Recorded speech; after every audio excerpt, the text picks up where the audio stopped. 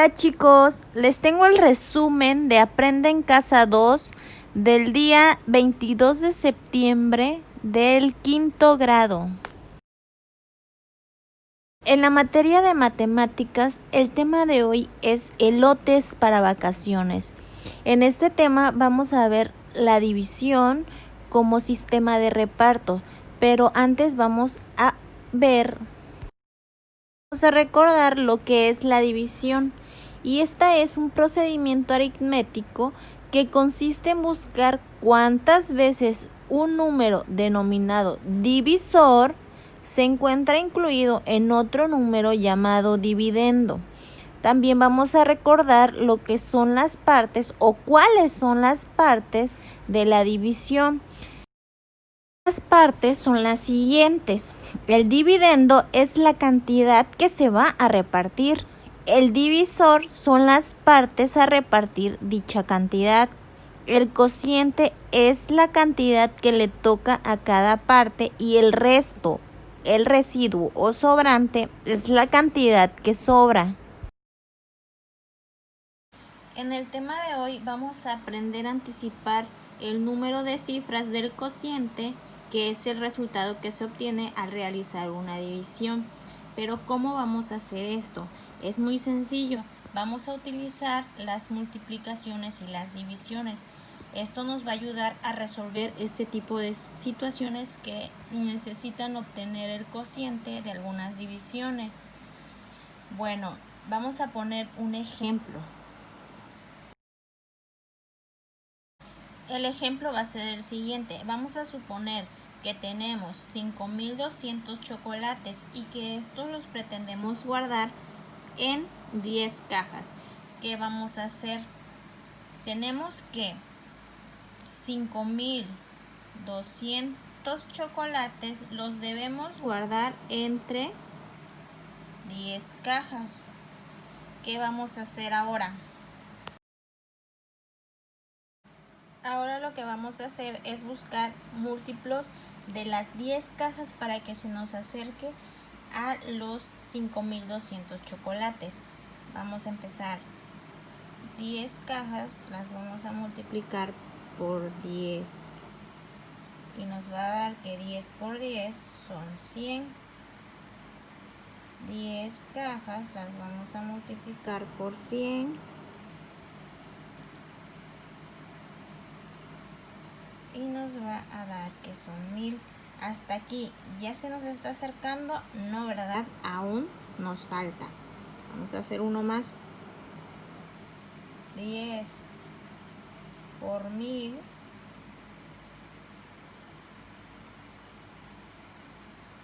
son 10,000. Entonces aquí ya tenemos que nuestro resultado va a estar entre 100 y 1000. Pero ¿cómo vamos a identificar de cuántas cifras va a ser nuestro cociente? Pues vamos a ver que nuestro resultado lo vamos a tener después de 100, pero menor a 1000, que sería 999. Entonces tenemos que nuestro cociente será de 1, 2, 3 cifras. Por otro lado, tenemos la estimación del resultado. Como ya lo pudimos ver, tenemos que 5,200 chocolates entre las 10 cajas, vamos a obtener un resultado de 3 cifras. Pero, ¿qué va a pasar después? Como ya habíamos mencionado, el rango de nuestro resultado va a oscilar entre los 100 y los 1000, pero vamos a recordar que si es de 3 cifras, únicamente van a ser 999. Es decir, nuestro cociente será de 100 a 999.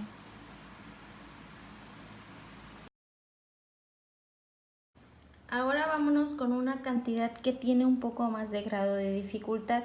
Tenemos que a 8.599.400 lo vamos a dividir entre 950.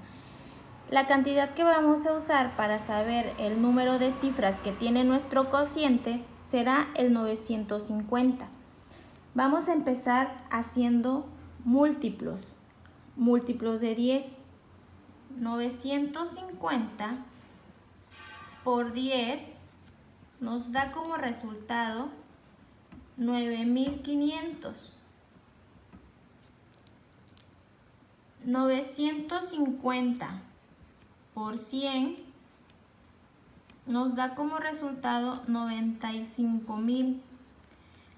Tenemos que observar que esta cantidad se nos acerque a los 8.599.400 para saber qué cifra es la que tendrá nuestro cociente.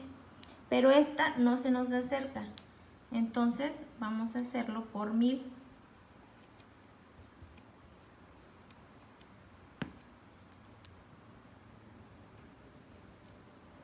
Nos falta un 0. Por 1000 serán 950.000. Y sigue sin acercarse. Lo vamos a hacer por 10.000. Y tenemos 9.500.000. Ahora, como ya nos estamos pasando, tenemos que el número de cifras lo vamos a encontrar en estos dos. ¿Qué vamos a hacer? Pues vamos a tomar este número y vamos a observar que tenemos 4 cifras. ¿Por qué? Porque no podemos pasar del 10.000, tiene que ser menos de 10.000 y serían 9.999, que también tendría 4 cifras. Por lo que encontramos que nuestro cociente tendrá 4 cifras. Entonces, estos mismos resultados los vamos a encontrar o los vamos a utilizar para la estimación de nuestro resultado. Tenemos que nuestro resultado se va a encontrar entre los 1000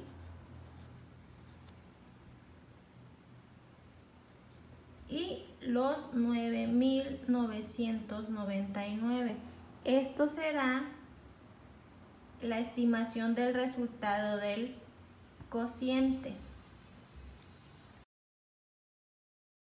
En la materia de ciencias naturales vamos a ver el tema de la buena alimentación es un asunto de elección, y aquí vamos a analizar las necesidades nutrimentales en relación con las características de una dieta correcta, así como las costumbres alimentarias de nuestra comunidad. Esto para propiciar la toma de decisiones que impliquen mejorar nuestra alimentación. Vamos a recordar que uno de los aspectos importantes en la salud del ser humano es la alimentación, dado que necesita nutrirse para obtener la energía indispensable que le permite desempeñar todas sus actividades. Ahora vamos a hablar un poco de la dieta correcta. El ser humano tiene como hábito alimentarse varias veces al día, en horarios que pueden cambiar según costumbres y tradiciones.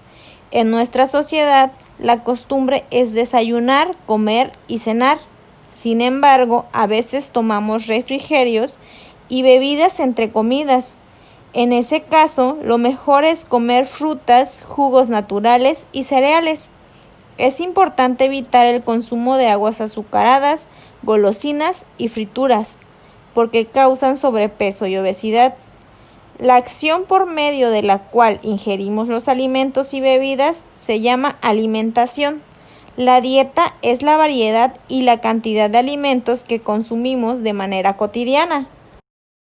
Por otra parte, la nutrición es el proceso por el cual el organismo obtiene de los alimentos y las bebidas ingeridos los nutrientes que necesita.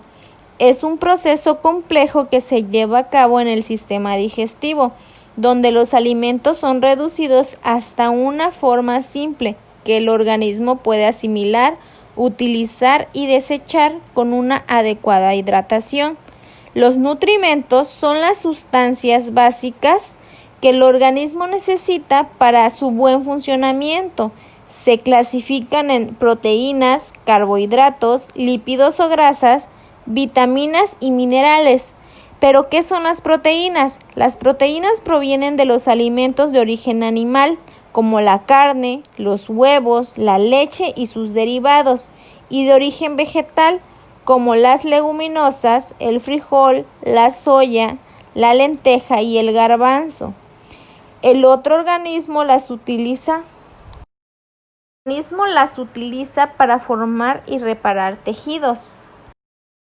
Carbohidratos proporcionan energía y se encuentran principalmente en cereales como el maíz, el arroz, la avena y el trigo, en tubérculos como la papa, el camote y la yuca y en las frutas. Las grasas o lípidos se encuentran en los aceites, en ciertos vegetales y en algunas semillas como el cacahuate, el girasol y el ajonjolí. También aportan energía y es recomendable no consumirlos en abundancia. El exceso lleva al sobrepeso y la obesidad. Las vitaminas y los minerales se encuentran en las verduras y frutas. Estos nutrimentos permiten mantener un crecimiento y desarrollo saludable y además ayudan a prevenir enfermedades. Una dieta saludable sí cumple con determinadas características: completa, equilibrada, variada, suficiente e inocua. Para ser completa debe incluir alimentos de los 3 grupos del plato del bien comer. Para que sea equilibrada, dichos alimentos deben estar en proporción adecuada. Recuerda que cada persona tiene hábitos de alimentación distintos. Por lo tanto, debes combinar tus bebidas y alimentos sin tener periodos muy largos de ayuno. Por ejemplo, en un día, trata de aumentar tu consumo de verduras y frutas. Combínalas con diferentes porciones de cereales como tortilla de maíz, pan integral o bolillo, un huevo entero a la semana, arroz y frijoles, acompañados de leche descremada y de agua simple potable de acuerdo con las recomendaciones de la jarra del buen beber para una hidratación adecuada. Trata de combinar los alimentos de origen animal, de preferencia pollo, pavo, pescado, atún y sardina, en lugar de carnes rojas y embutidos. Con leguminosas, incluye al menos un alimento de cada grupo en cada una de las 3 comidas del día. La dieta también debe ser suficiente, es decir, la cantidad de alimentos que consumimos puede aportar los nutrimentos que necesita cada persona, según su edad y el tipo de actividad que realiza. La alimentación debe ser inocua. Esto significa que no debe causarnos daño, que los alimentos y bebidas que consumimos no deben estar contaminados con microorganismos o materiales tóxicos. Para consumir una dieta saludable es importante considerar alimentos y bebidas que se producen en tu comunidad y las costumbres para preparar los platillos de tu región. Debes reducir el consumo de alimentos que contienen carbohidratos y grasas en exceso y completarlos con frutas, verduras y una adecuada hidratación con agua simple potable. Por estas razones es básico aprender a incluir los alimentos de los grupos del plato del bien comer y bebidas de la jarra del buen beber. Recuerda que una dieta saludable ha de estar acompañada del consumo de agua simple potable, así como de las prácticas de higiene en la preservación del consumo de los alimentos. En la materia de español vamos a ver el tema de adverbios de tiempo, pero para comprender mejor el tema vamos a observar el término de ¿qué es un adverbio? Adverbio es una clase de palabra que nos va a indicar una circunstancia. En este caso nos va a indicar el tiempo. ¿Y qué son los adverbios de tiempo? Adverbios temporales. Son aquellos que nos indican el momento en que se realiza la acción. Algunos ejemplos son los siguientes: antes, después, luego, pronto, tarde, temprano, todavía, aún, ya, ayer, hoy, mañana, siempre, nunca, jamás, anoche, enseguida, ahora, mientras, antes, anteriormente, frecuentemente, ahora, actualmente, después, posteriormente, próximamente y pronto. Unos ejemplos de adverbios de tiempo en oraciones pueden ser los siguientes: todavía no entiendo nada, ya no tiene sentido, ahora repartiremos todo una vez más, anoche cenamos en un restaurante frente al río. Antes era distinto, ahora es más complicado. No ha llegado aún. Volví ayer después de unas largas vacaciones. Hablaremos después. Estaré contigo enseguida. Discúlpame, por favor. Hoy está nublado igual que ayer. Hablo contigo mientras preparo la cena. En la materia de historia vamos a ver la primera mitad del siglo XIX en una línea del tiempo. En México, en 1821, México proclamó su independencia de España. Ahora vamos a conocer sus consecuencias inmediatas, especialmente los problemas que tuvo el país durante la primera mitad del siglo XIX. En este periodo hubo numerosos conflictos políticos que produjeron hechos violentos que a su vez dificultaron la formación de un gobierno estable, y por ello, entre 1821 y 1851, nuestro país tuvo más de 20 presidentes. Como resultado, se afectaron otros ámbitos de la vida nacional. La economía se estancó, aumentó la inseguridad en los caminos, y debido al descontento social se originaron rebeliones, sobre todo entre los pueblos indígenas. En cuanto al territorio nacional, a lo largo de estos años sufrió modificaciones de gran importancia, cuyas consecuencias aún perduran. Durante el periodo de Iturbide, México tuvo su mayor extensión territorial, ya que había incorporado provincias de Centroamérica.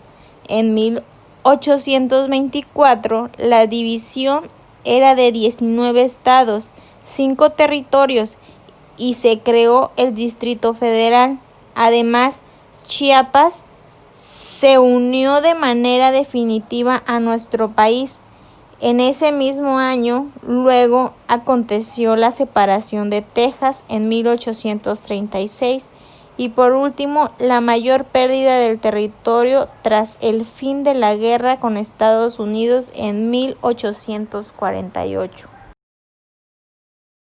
En la línea del tiempo de los principales hechos de la primera mitad del siglo XIX, tenemos a los siguientes: en 1810, el inicio de la independencia; en 1821, el inicio de México independiente; en 1824, la primera Constitución mexicana; en 1836, España reconoce la independencia de México; en 1838, primera intervención francesa; en 1845, México pierde Texas; en 1846, intervención estadounidense; en 1848, México pierde Nuevo México.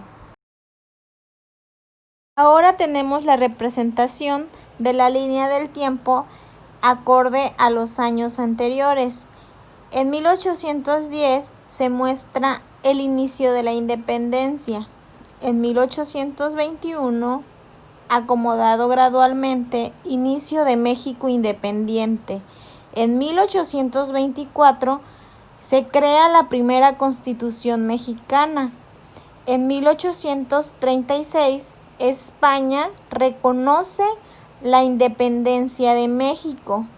En 1838 podemos observar a la primera intervención francesa. En 1845, México pierde Texas. En 1846 tenemos la intervención estadounidense. Y por último, en 1848, México pierde Nuevo México. Y con estas fechas o principales hechos que acontecieron en la primera mitad del siglo XIX, damos por concluido el resumen de Aprende en Casa 2 del día de hoy.